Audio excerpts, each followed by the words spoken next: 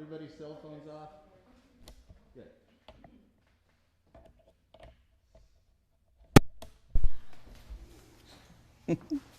Thanks for bearing with us. Yeah, of course.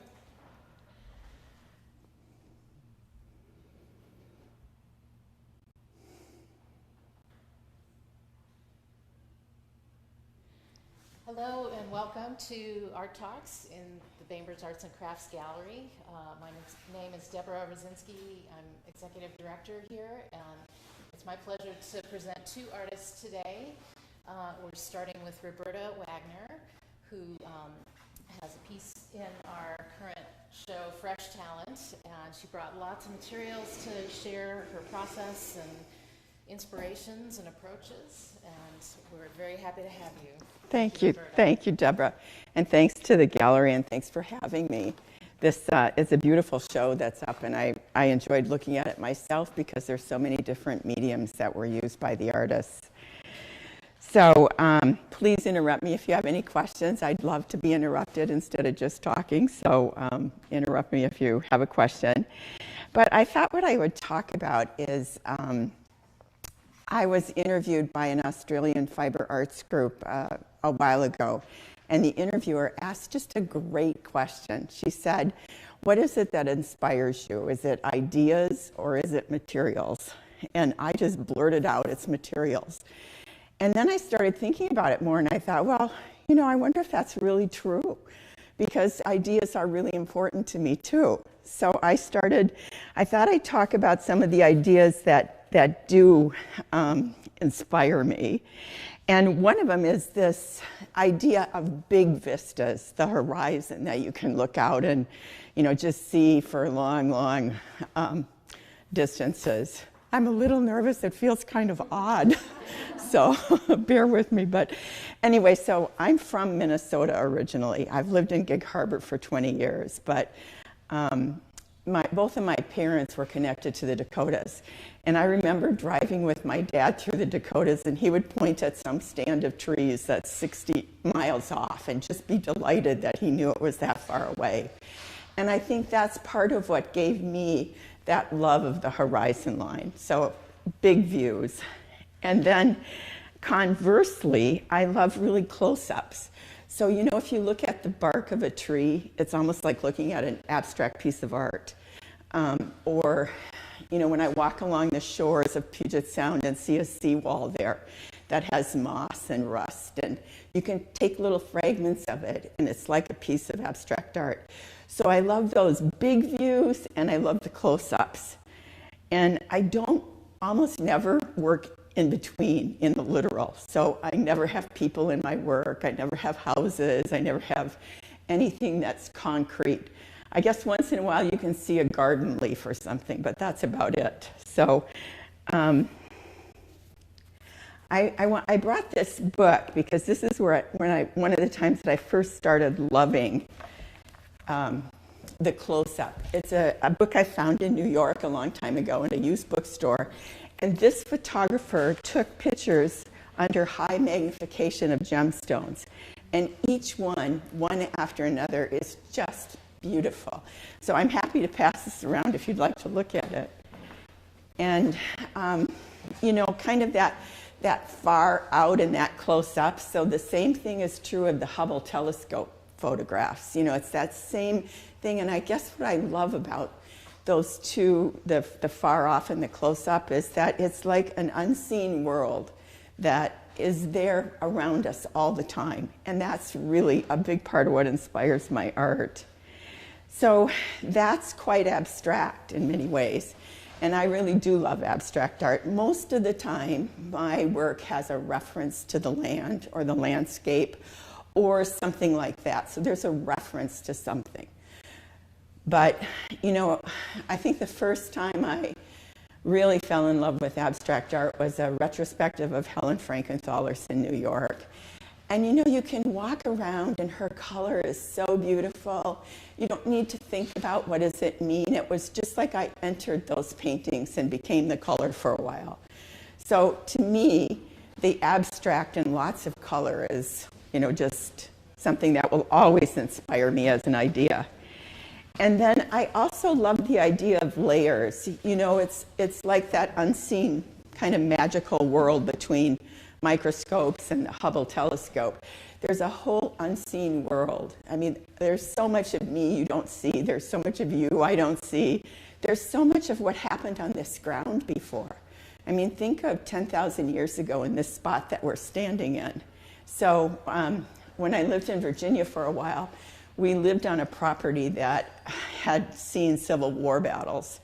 And I'm sure I felt that in the land, even though you couldn't see remnants of it anymore. So I brought one piece to kind of illustrate. This is so this is a whole bunch of different materials, and I call it terrains because there's many, many layers of fabric and stitch and paper. It's a whole bunch of different stuff in here. So we can pass this around too, it won't get hurt. And there's a lot of stitch on it, machine stitch and other stitch. And so I just brought that as an idea of the layers.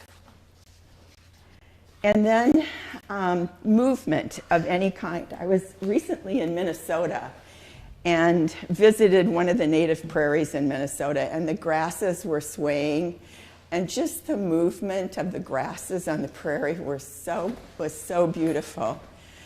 And then, of course, on Puget Sound, watching the water move and the waves and the way the color of the water changes based on the way the wind and the light is. So that is always inspirational to me. So one thing I do in my studio to kind of warm up in the day, at the beginning of the day, is I do movement pieces with India ink. And some of them I like. This is one I actually like. But some of them I don't like. It kind of tells me what my mood is for the day. But it's a way to start moving big instead of, you know, being small with some of the stitch work that I do.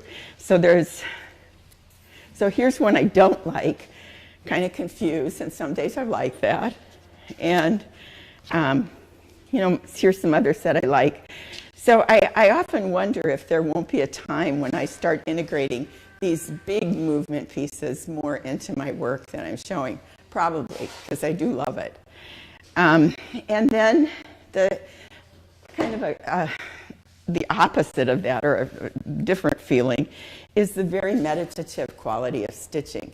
So I love that idea of having big movement and then the stitch. It's a little like loving the big view and small close-ups.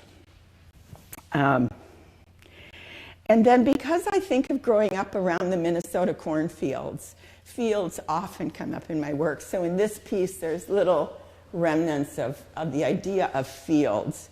And, you know, it's very abstracted, but I think that sometimes when we grow up in a place, it seeps into us more than we even realize and comes into our consciousness. So, those are the ideas that inspire me. But remember, I blurted out that it was materials that inspired me. So, and I think the reason for that is I make all of my own materials that I use. And so once I've got the materials that I like, then I can figure out how I might want to work with them. So I brought one piece that I'm working on to give an example of that. I haven't figured this one out yet. I'm still working on it. But there's 2 layers of organza silk. And then this is painted linen. It's a linen that I just love with acrylic ink on it. So I can pass this around too. It won't hurt it. There is a needle in it, so be careful. But, and, you know, so the thing that I love about that is there's a lot of texture in it. And I worked with clay for 30 years. And so clay has that wonderful texture and three-dimensionality to it. So if I'm just painting, it feels a little too flat to me. So by being able to incorporate texture in a piece always feels really important. And then color is really important to me. So another thing I do in the studio when I'm not sure what I'm going to do is just take a red, yellow, blue, and do color studies. Because when I used to paint, maybe 30, 40 years ago, sometimes I I wouldn't be able to get to the color I wanted. I didn't know quite what did I use exactly to get to that color that I was mixing. So by doing this, it helps me when I don't know what else to do in the studio to just kind of learn what colors are going to do when you mix with them. And then I have a record of it and can go back and come pretty close. You know, I'll know what was the blue and what was the yellow that I used to get that. Okay. And then, pardon me? Can I ask you a question? Yes, please. So the first thing when I looked at this piece, I just was struck by the color palette. It's just so beautiful, and I'm just wondering, how you decide on a color palette? Yeah, I don't actually decide. That's a really good question. I have a whole bunch of materials, and this particular piece, they just happened to, there was gray and rust sitting there, and I thought, oh, that looks really good. And then I went to start looking for other grays and other, you know, some black and some other rust colors that would go with it. But for the most part, I don't, when I'm actually assembling a piece, I'm not thinking about a color palette. I'm thinking about color when I'm making materials.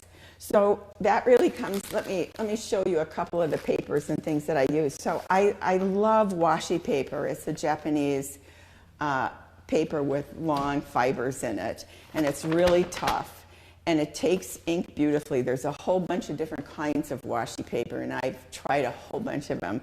This particular piece I painted on this side, but this is the side that I love. And so I didn't know I was going to be doing yellow and orange on that.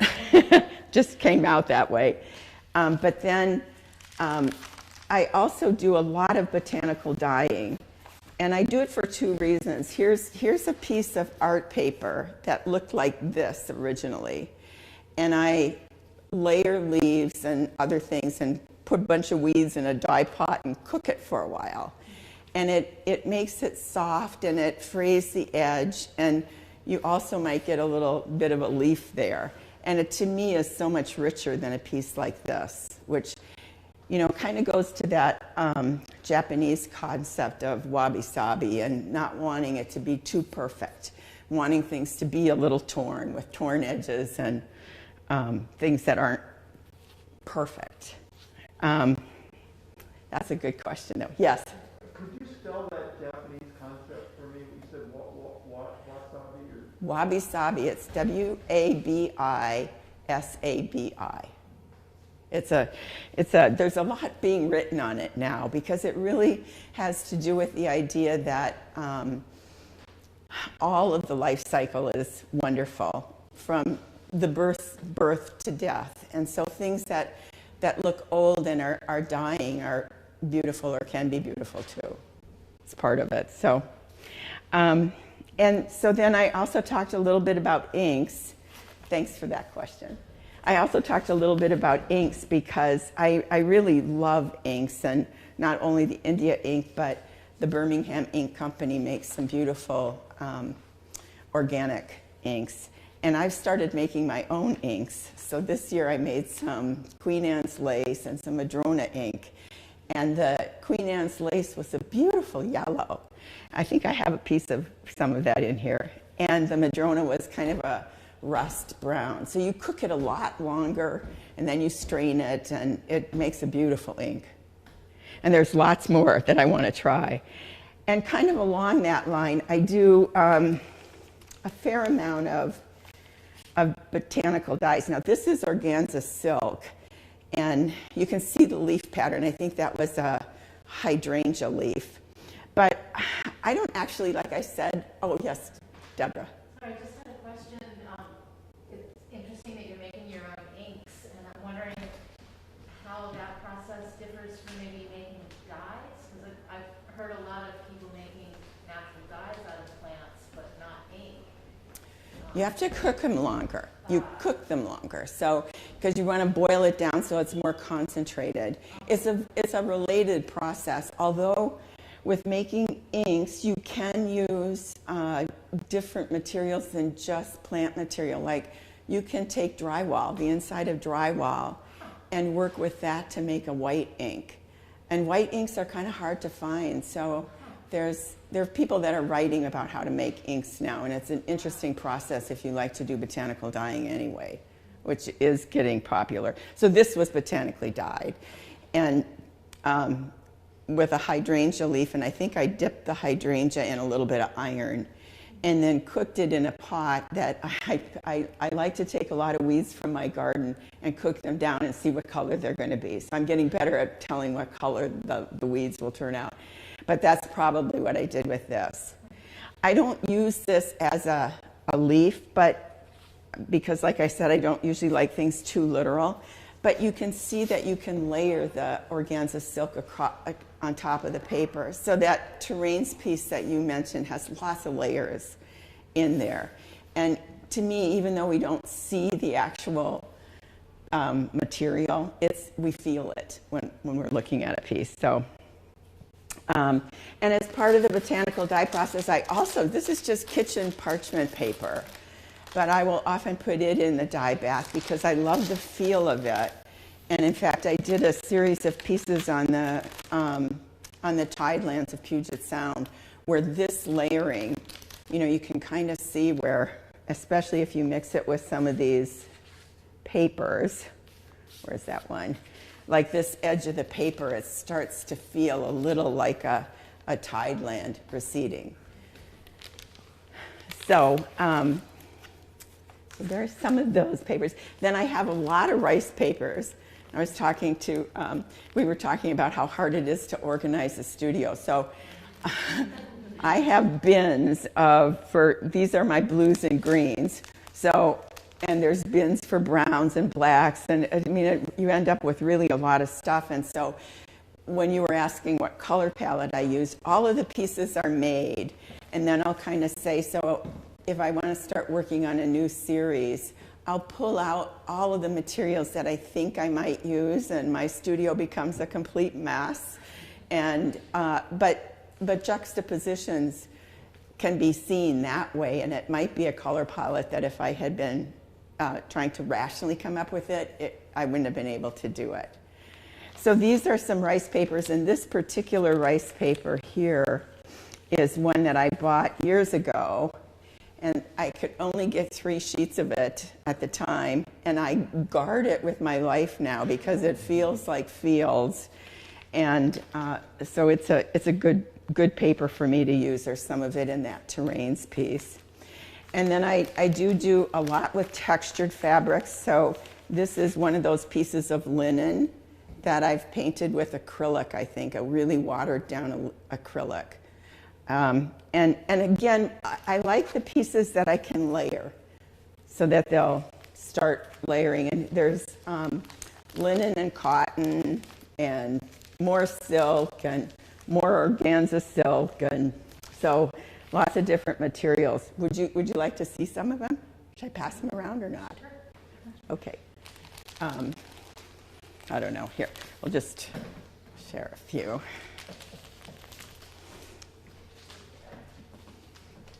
So I did bring one other piece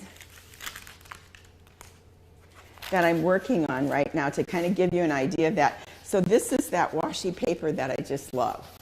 And there's 3 pieces of China rice paper that have been attached with a matte medium. And now I'm trying to decide what to do next. Do I want to layer something behind here? What kind of stitch would I like to do on it? But I'm so in love with the paper and the way these pieces are coming together. So a lot of times when I'm doing something like this, I have to let it sit for quite a while. So it just adds to the confusion and the chaos in the studio, and then I'll find something that I'm not thinking about that I put on there. So I'm glad I've calmed down a little. Thank you for the questions. Let's see, what else was I going to say? Oh, okay, so, and then of course I use threads. So here's some of my yellow threads. And